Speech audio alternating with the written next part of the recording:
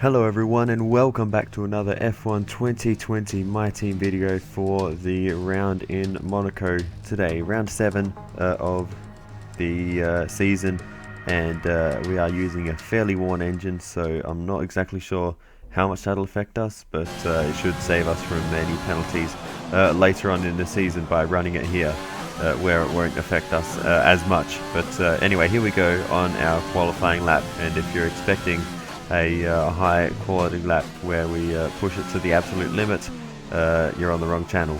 But anyway, we survived just about the first sector. We did bounce off the wall one or two times, but thankfully no damage from that. We can continue on our lap. This is particularly not a very good lap, just like my English. But yeah, it has not come together very well at all. Neither has any lap I've ever done at Monaco. It's just the way it is, unfortunately, especially in the Formula 1 cars. Formula 2 it's not too bad for me, but yeah, for driving the F1 cars around Monaco for me just does not click for whatever reason. Probably because I'm bad. But anyway, as we come around the final few corners in qualifying, very deep into Rascasse, and the last corner not too horrible, but still getting out of shape on the exit, and across the line we almost run into a car exiting pit lane there, but the lap is good enough for 21st, just ahead of Nicholas Latifi. No good at all. Let's just get into the race and hope that we can survive.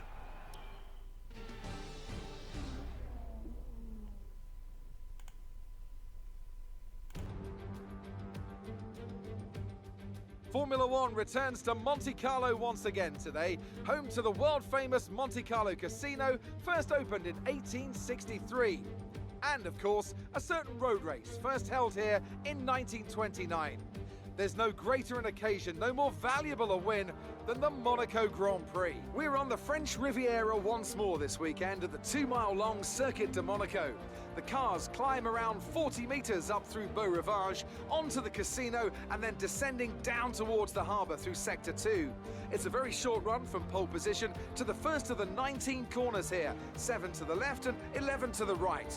There's one single DRS zone as well, so don't expect that to make overtaking any easier today. Anthony Davidson is alongside me as usual for the race today. Now, let's talk about Charles Leclerc. Looks like they've got a tough race in store today, as grid penalties from changing power unit components has forced them further down the field. But on the bright side, at least those fresh components can help them maintain the power they need to come through the pack. I expect to see them take a more aggressive approach today to make up for the compromised start. Before we begin, let's take a quick look at the grid lineup for today's race. Lewis Hamilton lines up on pole position, and it's Valtteri Bottas that completes the front row. Considering the rest of the grid, we have Vettel, Verstappen, Alexander Albon, and Ricciardo, Sainz, Perez, Stroll, and Lando Norris. Raikkonen, Ocon, Charles Leclerc, they've taken a grid penalty, and Gasly, Giovinazzi, Magnussen, Daniel Kvyat, and Roman Grosjean, Russell, Joe, the scientist, and Nicholas Latifi. Which of these talented drivers will come out on top today? So here we are on the grid for the Monaco Grand Prix, starting in second last position, only ahead of Latifi. Let's hope that we can move forward somewhat in this race. The strategy will be medium tyres to the hards. Nothing really too much to look at there. I did try a few different things, but yeah, mediums to hards seems to be the way to go. I want to try to maybe avoid the hard tyres for as long as possible, but we'll see. They did not feel good in practice. But anyway, let's get into the race. So here we are on the grid for the Monaco Grand Prix. 5 red lights. And the lights are out. We are underway for the Monaco Grand Prix. It's a great start versus Guan Yu Zhou, but we're going to get boxed in behind George Russell. We have to feather out of the throttle because there is nowhere to go. The track is way too narrow, and we just have to hold our position. Zhou around the outside of George Russell though, and they're side by side as we go up the hill for the first time. We've got Latifi behind that we have to watch out for as well. But there are a lot of side by side battles up and down the field through this first section of track.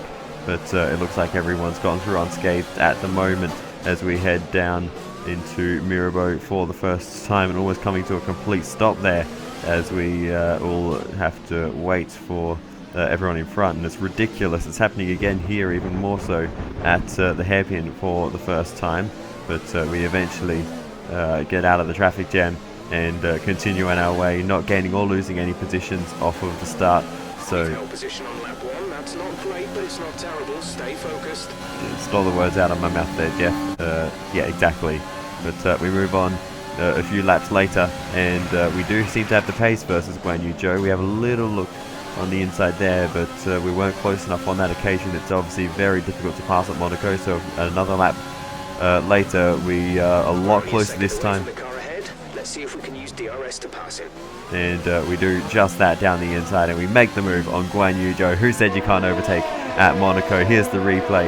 We had a little look to the outside, but in the end we decided to go down the inside, late on the brakes compared to Guan Yu Zhou, and we get the move done there. That is very, very satisfying. Here's the onboard with Guan Yu Zhou's front wing, and we just managed to squeeze down the inside. Luckily he didn't try and fight it, or that could have caused some significant issues.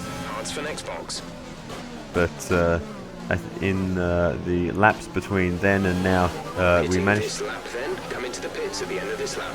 To pick up a slight amount of damage on the front wing. I assume it's just from the curbs, or maybe just grazing the wall, but I didn't notice at the time when it happened, so that was a little bit annoying. So we're going to actually come in for an early pit stop onto the hard tyres and go to the end of the race from now on the hards. So in we come, and we're going to change the front wing as well. So we're going to get an undercut on the cars ahead, because we did originally have the pace on George Russell, and we were keeping up with him until we got a bit of damage. So it'll be interesting to see how the pace goes after this. So new front wing on. Release. And away we go once again in this race. And as we move on, that is Guan Yu Zhou. This is on lap 32 of the race, and he's up the road from us a few positions as we're still down in last position. But what you can't quite see in that picture is behind him the Williams of Latifi. We're sat at the back. Last place. Leclerc is ahead of you. The gap to the car ahead is 9.6 seconds. They're on fresh mediums. Your pit window is open. Pit window is open. We still have 45 laps to complete. There you go, Jeff just sort of said it there, is holding up 2 racing points and Charles Leclerc. So if we can catch up to him before he makes his pit stop, we could potentially beat a Ferrari in this race if we can make an overtake on Leclerc while he is stuck behind the racing points and Latifi. But we'll see how that goes as we start to get blue flags, which interrupts our progress. So that's really annoying, actually. Very bad timing. And yeah, we have to let the race leaders go. And yeah, even more so right now, we just have to keep just jumping out of the way, and that's costing us a lot of time that we could be using to catch up to Latifi and Leclerc ahead. There goes Vettel. So that shows the 2 different races the Ferrari drivers are having. And meanwhile, here is Leclerc still stuck behind Nicholas Latifi, lap 41 now. So he's been stuck behind for a very, very long time. Even when I showed Guan Yu Zhou on lap 32, Leclerc had been stuck for a long time before that. So he must be getting very, very frustrated with the Williams ahead. But as we move on, you can see we move up to 20th position as Latifi and Zhou make their pit stops, and that elevates us into 20th. And we don't ever have the chance to catch Leclerc, so we did get close, but in the end that was never really going to happen. We were about 5 seconds off or so. So as we continue through this race, you'll notice we are now on lap 74. We have absolutely flown through this race, because the entire thing has just been driving around with literally no other cars around, just slowing down occasionally for the blue flags, and that's it. Nothing at all has happened in this race. No mechanical failures, no crashes. It has been one of the most boring races I think I've ever had on a Formula 1 game. So yeah, that was a bit disappointing. P20, Leclerc is ahead of you. The gap to the car ahead is 59.3 seconds. They're on old mediums. Guan Yu behind. The gap to the car behind is 7.5 seconds. They're on old hards. The pit window is open. Pit window currently open. 4 laps remaining. And they say 4 laps to go, or Jeff says 4 laps to go. But in actual fact, we are now 2 laps behind the race leader, Lewis Hamilton. So this is actually our penultimate lap of the race, unfortunately for us, as we get a bit of damage on the front left corner of the car as we graze the wall a bit there. So yeah, just not going well for us, this Monaco race. And it seems this is going to be an incredibly short video with no real highlights to show from this race. So yeah, really disappointing that yeah, there was really nothing to show for this race. But with 1 lap to go now, we are closing in on a 20th place finish. Use your overtake button.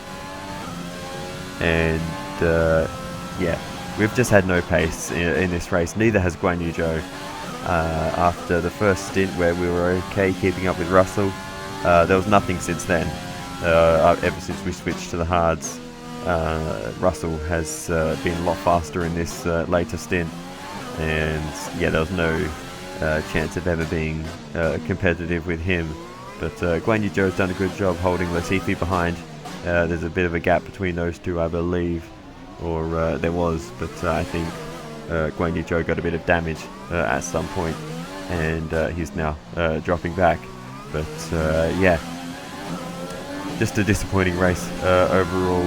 P20 is a bad result, so we're going to need to try and improve next time. Lewis Hamilton has already won the race, so congratulations to him. Another Monaco Grand Prix victory for the however many time world champion he is at this point. But here we come through the swimming pool section for the final time, and yeah, I don't even have any words to describe this race.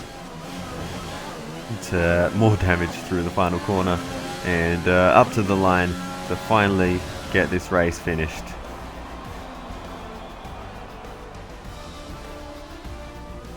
I apologize. This has been terrible. Esteban Ocon, driver of the day.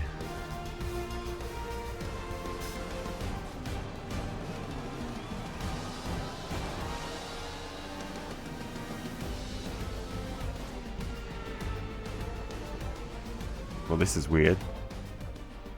That's it for another Grand Prix and a fantastic win for Mercedes. Anthony Davidson, a resounding victory today. What set them apart from the rest?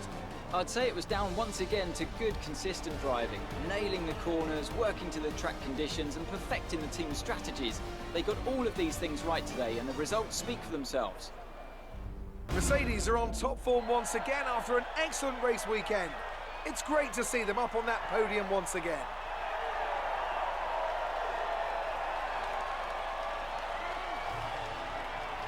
So Lewis Hamilton takes the race victory.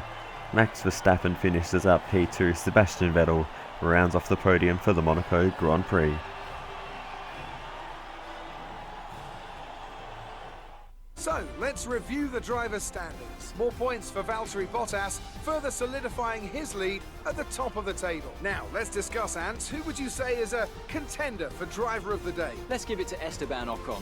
That was a commanding performance today. Very impressive indeed. It's time to see how things are shaping up in the Constructors' Championship. Mercedes continue to extend their lead. Meanwhile, AlphaTauri's strong weekend allows them to continue their march up the table. Well, that was certainly an incredible weekend of racing. Be sure to join myself and Ant for more exciting Formula One action soon. Alright, so that's the end of that race. Great race for McLaren, by the way. Both of them finishing ahead of Alex Albon, who was down in P7. Leclerc not managing any points not managing to finish any higher than us, really. P19 for him, a disaster for Leclerc at his home race. For the second year running, actually. Third year running, actually, if you include the Sauber days as well. So, yeah, really bad luck for Leclerc to be caught up in traffic. Bad race to take a penalty at the start. But, yeah, that's it. That's the end of the race, the end of the episode. Magnussen moves ahead of us in the rivalry, so we'll need to come back at him in the remaining 2 races of that. As for Acclaim, not enough to earn any new sponsors or anything fancy like that yet. 272,000 for the sponsor bonuses and 60,000 for finishing the race and stuff, whatever that page is for. But a lot of damage as well for not only myself but a bit for Joe as well. So we actually have to now renew some sponsors or look at some new ones. Our sponsorship with Atlantic has come to an end, so let's see what we can do, and I'll just spoil it right now. We are going to re-sign with Atlantic. All we have to do is complete 75 laps, and that's just very easy. So we're going to do that, and here are the activities that we'll be filling up the next few days with between now and the Azerbaijan Grand Prix. And yeah, that's about it for this episode. We'll get to R&D in just a moment, but yeah, we're going to boost some morale, and I think Guanyu Zhou, there is a thing for one of his statistics, and we're also going to buy an upgrade to the personnel facility that will improve his racecraft and awareness. And finally, we are going to focus on R&D, fix a durability upgrade, and we'll get an ERS upgrade as well. That I'm not sure when that will go on the car, but it's only a minor. But I feel like ERS will be very important in this game because that overtake button is very powerful. So any advantage we can get there will be very, very helpful. So yeah, we put that on the car. Here is Guanyu Zhou's updated stats. He is now level rating 64 rather, and yeah, looking very, very good.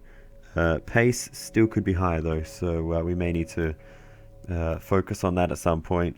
Otherwise we could also look at an alternative driver. I have been looking at Matsushita, so we'll see when negotiations come around what will we do there. But anyway, other than that, I will say thank you very much for watching, and I will see you next time. Goodbye.